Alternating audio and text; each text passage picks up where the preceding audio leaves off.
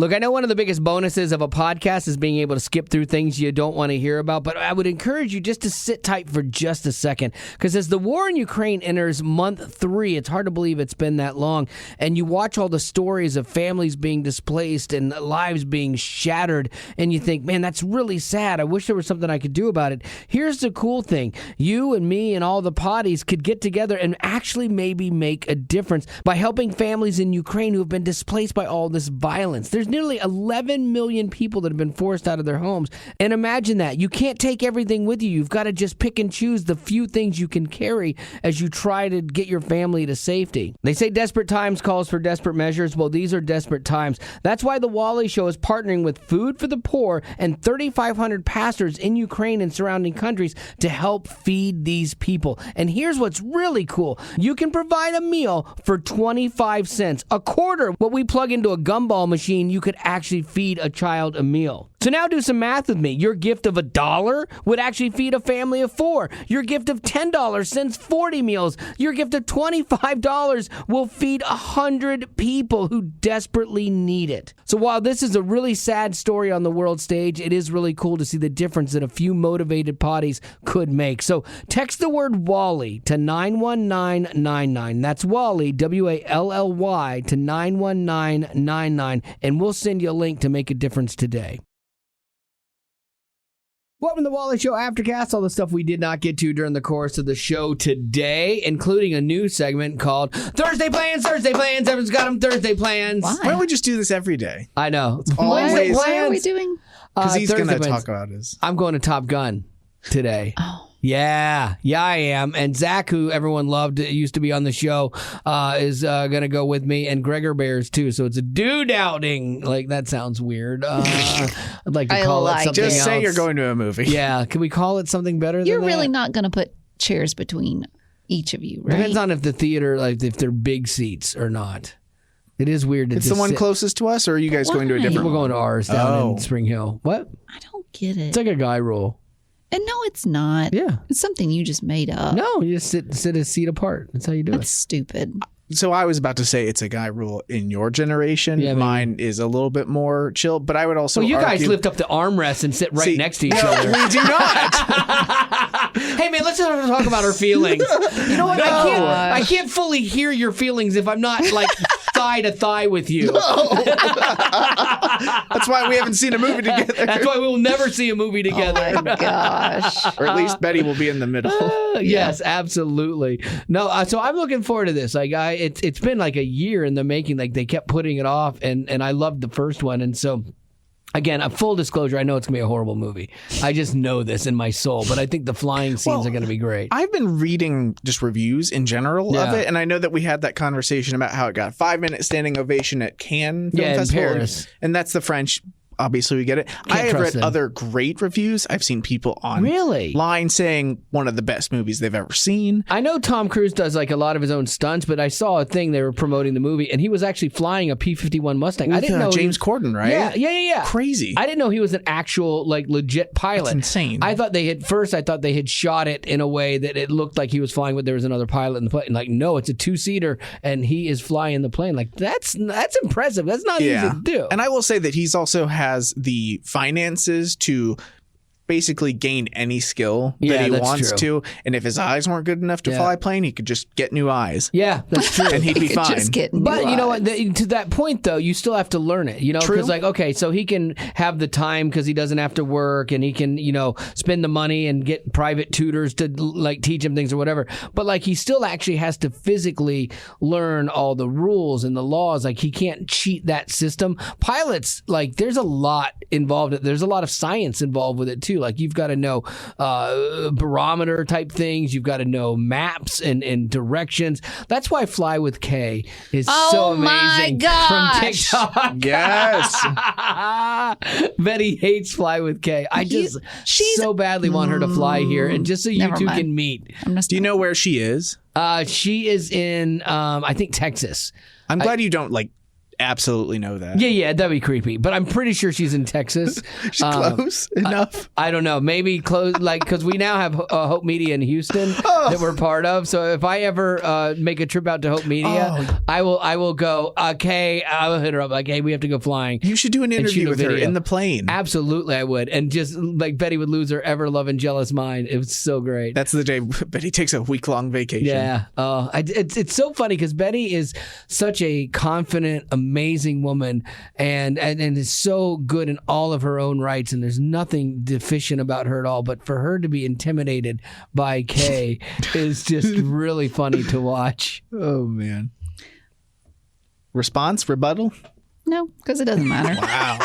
Just right off the shoulder. Yeah. He's just saying all the stuff to poke the bear. Not Yes, at all. you are. Not at yes, all. you are. I know. Honest, truthful? Not at all. Of course. In fairness, we haven't actually heard or seen a live from her in a while. I know. In this room. I don't know what you do How on your own time. disappointing. I haven't seen one in a while either. It hasn't come up. I hope she's okay. I hope she didn't crash. Hope she's in the air. Oh my gosh! Now I have to go find it. Okay, so you guys do the rest of this Aftercast. Okay, so Thanks for being a potty. Let's move on here a little bit. Boy, the aftermath of the shooting in Uvalde, it's they're finding out more and more things, and that's the case that always happens. You know, you get a little bit of information, and then more and more things come out. And there's a couple like heartbreaking things, like that the gunman was in the school for 40 minutes before the police. I don't know how that happened. Were able to take him out. They were already in pursuit of him, and then he goes into the school, and like how this, they have to look at this and what went wrong, because obviously something went wrong. But they're trying to figure that all out. But the ABC talked to the mom of the shooter, which was pretty amazing. Oh, no way. He shot his grandmother, and so then you're wondering what is their home life like. And the mom had said her son was not a monster, but he could be aggressive. Reyes expressed sympathy for the children who were killed and the parents that lost them multiple times during the interview, but she said she was not aware that her son had been buying weapons. His dad said the same thing. And I'm curious if it's like, she says he was aggressive and could be scary. And so you're like, is this a case where she was scared of him and didn't ask questions because she didn't want to, upset the bear? Kind of like an abused spouse. Don't walk on eggshells. Don't say anything. Kind of like Putin. He's holding the world hostage because of the threats he's making, and we all sit idly by, to not make things worse. Could that have been a situation here where things did unravel underneath their noses because they wanted to keep the peace, because they were scared of him? Yeah. I'm reading a book about codependency, and it sounds like it could be a codependency problem. Yeah. Because in some ways... Like he's the codependent? No, that she is. Yeah. Because in some ways, typically codependency is about like controlling someone. Right. And so bad behavior controls that person. And so you'll go out of your way to make sure that they're okay. And maybe she couldn't handle him, so she puts him with her mom and dad, his grandparents. But then on top of that, she doesn't want to rock the boat, so she doesn't do what she should have done, which is maybe tell the authorities, right? Because she didn't, want to cause any uproar or anything. But in doing that, right, she enabled him. Yeah, exactly. I mean, I honestly almost think that's how these active shooters are born, is from people not wanting to rock the boat and people not doing the hard things when they're young. But do you remember, it's been in the past, but it wasn't that long ago, there was not a child, like a high school kid or junior high kid that did tell on someone. Yeah. Oh, yeah. And it ended up that they probably saved a bunch of lives. Yep. See something, say something, man. Yeah. It's so important for kids to realize that.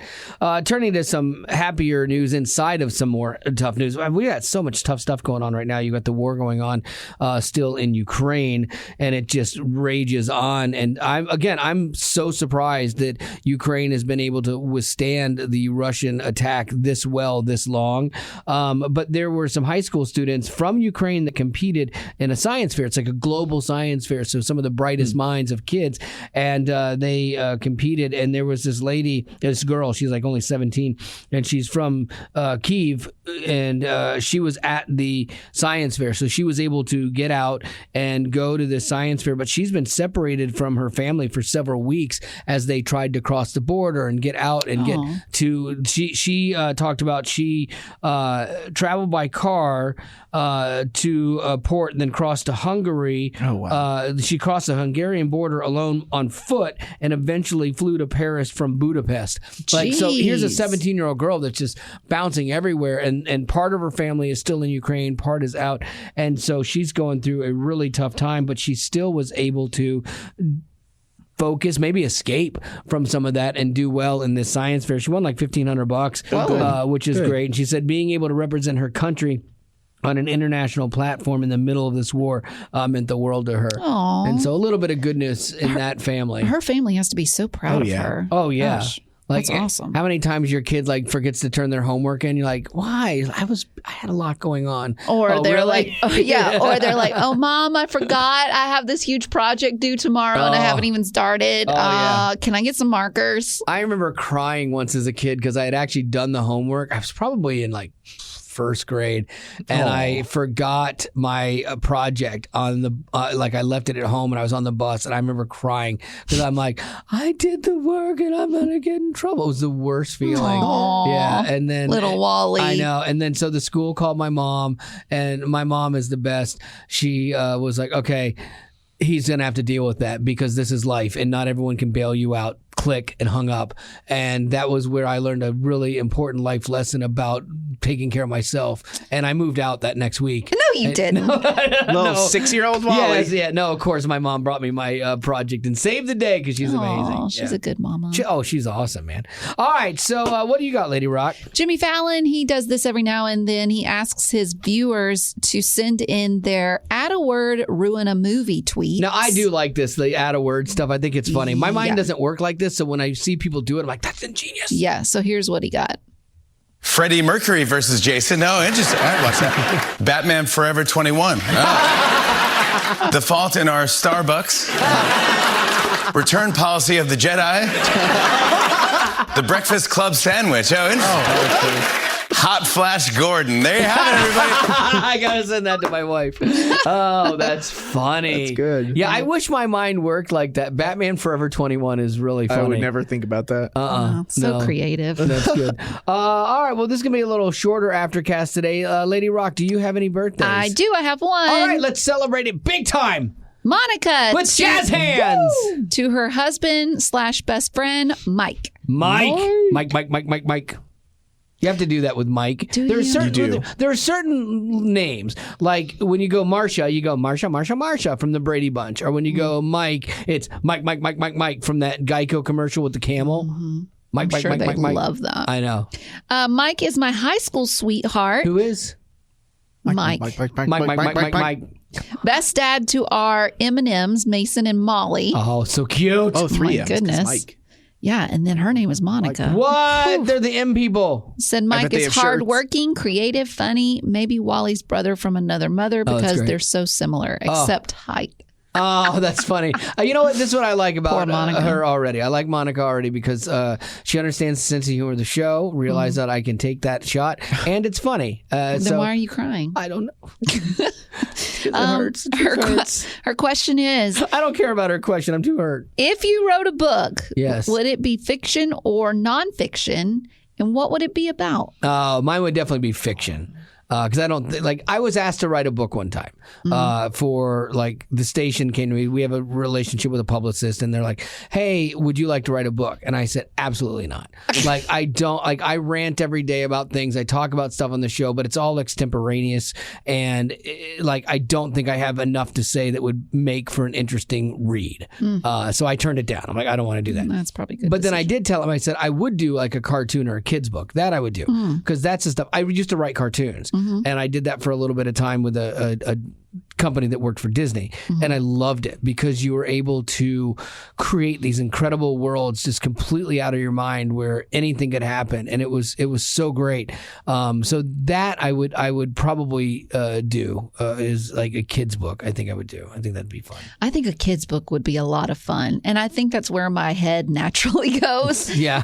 Just because it's like, and then Bob skipped with Joe. Some of the kids' books too, I'm like, this could not have taken you more than 15 minutes to And they write. get a lot of money, like 15 million. Yeah, and you're like, this took you no time at all. Good night, nighttime stars, stars or whatever. Like, I see you in the sky. You twinkle all day long. You're like, how is that? Okay, all right. So, Yeah, I think I'd do the same thing. yeah, Gavin. It would either be in the kids realm where I'd write something with like the dog, like my dog is the main character. Which dog, Ellie or new dog Jasper? Maybe I'd do both. Maybe they're both Oh, that's right, because best friends. We haven't talked about the best friends. That's so great. That's what it'd be. Gavin got a new dog, Jasper, yesterday. He left. He wasn't here on the Aftercast, so he could make sure he got the dog, and they didn't sell it out from under him. Yeah, it was, so good experience. Everything went well. Everything went well. So far, so good. Okay, oddly enough, Haley and I are both feeling a little emotional these last. I know. Here's my Gen Z moment. I'm Yeah, sorry. okay. I'll present a let's have Gen Z moment Yeah, for let's have myself. it. It's been a weird change where everything was absolutely perfect, and now I'm like, is this what parents with one kid feel like? Where they're Yes. like, oh, the kid is great. Yeah. If I bring another one into this world, Right. or another dog into this home, how is that going to impact everything? We have the love to give to two dogs, Right. and that's awesome. But at the same time, it's going to be a bummer if it somehow upsets or disrupts Sure. Ellie's happiness, because she's still in my heart the most important dog in my world. Yeah. But Jasper, I want to get there. Right. They both are handling themselves very well. He likes me a lot so far. He's been my boy. Yeah. So I'm enjoying that part of it. It's cute to On a, see you as a dad. on a serious level, honestly, that's why I didn't do adoption. I had a heart for adoption, but no, like the other people in my family we were never all on the same page at the same time. And so I couldn't force that, because if I forced it and something bad ever happened to my daughter because it was something I wanted and she didn't want, I would not deal with that. And so it was like, okay, this isn't right for us, and I love that other people do it. And I wish it had been our story, but it wasn't. The funny thing is Gavin has a camera on in the house, and I'm like, well, I have a camera on a bird house that my wife watches. I'm like, can you talk to him? And he's like, huh? And I'm like, yeah, if you push the microphone button, I think you can talk to him. And he was so funny. He was so timid. He pushed it and he's like, hi, dogs. Like, I'm not making this up. Excuse me, dog. Hey, dogs. Hello. Hey, Ellie. Hi. Hi, guys. Excuse me. Yeah, so are they still Guys. looking out the window? Right now, I've got Jasper on the couch, and he looks like he's just asleep. And I'm betting that Ellie is right in the corner on her bed. It's funny because we got him a bed yesterday, and Ellie instantly claimed it because it was new. She's and still the alpha. cozier. Yeah. She's so not the alpha, by the way. She will become that. Well, I mean, at home, like he's already sort of Really? like I'm the boss. And he's littler than Yeah, her? we had Oh, this wow. like letter from the previous owner. Let me see if I can find it. Letter from the previous This thing is- owner. This thing is heartbreaking. Is it by the really? way. Yeah. Like, do you want me they to love this Do you want me dog? to hit you with some Give stuff me a from little. this? Yeah, I could Please. do some feels. Okay. Yeah. Okay. Let me find. This is from. It says to Jasper's new parent/parents.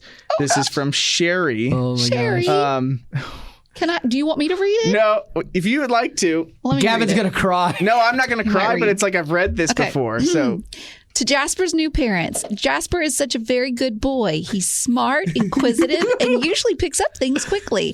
He loves It's funny, your parents never wrote this to a babysitter. That would be so they're like, good. throw some food at him. If he gets Oh. cranky, he's fine. And these people did this for a dog. Okay, hold on. He loves to play fetch, and he mostly brings it back.